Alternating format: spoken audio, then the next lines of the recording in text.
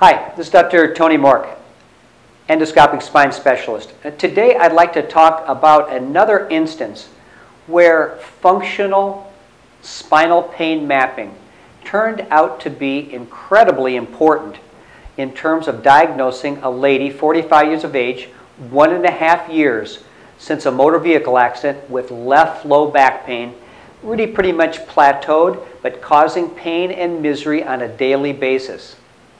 In this particular situation, she was referred after the automobile accident to try to get a diagnosis and see if there's any surgical possibilities for curing her pain. So whether this lady had been treated conservatively, she plateaued after a few months and actually just stayed to have the current pain that she had, and she really had a pretty benign MRI scan. Let's take a look at the MRI scan. It looks fairly normal, a little darkening of the disc at 3-4, otherwise very benign in appearance. And now looking at the axial slices, the nerve roots, exiting nerve roots look incredibly good without any edema. There's no disc protrusion or herniation. The spinal canal looks very good. The nerves, everything looks very organized and good. The facet joints here look also very good. And this is the way it is at 3-4 and at the 4-5 level as well. So what did I do? I actually took her for functional spinal pain mapping at the hospital. And what is this? Functional spinal pain mapping is injecting the suspected area, the pain generator, and then getting the patient to get into their previous painful position within 10 minutes of the block and asking them what percentage of pain was relieved. In this case, as we can see in this x-ray, I've injected the dorsal primary nerve branches to the facet joints, imagining that this was going to give the relief, that she would give her complete relief of her pain.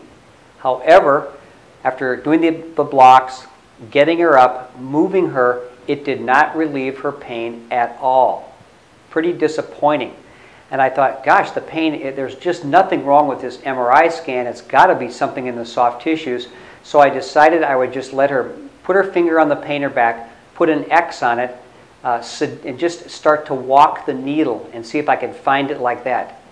Well, when I got the needle down to the transverse process here and started to walk it into the soft tissues off the tip, woe and behold, her pain was recreated perfectly. And I injected some local anesthetic and some cortisone into this area, and this completely relieved her pain when I got her up and started to move her around.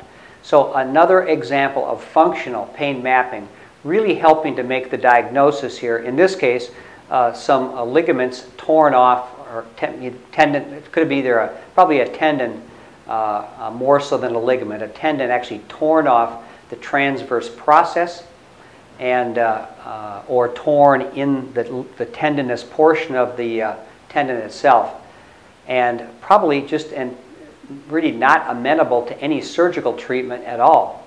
So one thing is, you didn't find anything, but we did account for her pain, did not find a surgical problem. Amazingly enough, the block, the cortisone, has rendered her pain-free for now a number of months post-injection. So that may have been all it took after a 1.5 years after a motor vehicle accident in which she was torqued as a driver in a car that was rear-ended. Hey, thanks a lot. This is just another example of how beneficial functional pain mapping can be to really get a diagnosis, a good diagnosis for people before just calling someone's back pain sprain and strain, which is just really a mouthful of nothing.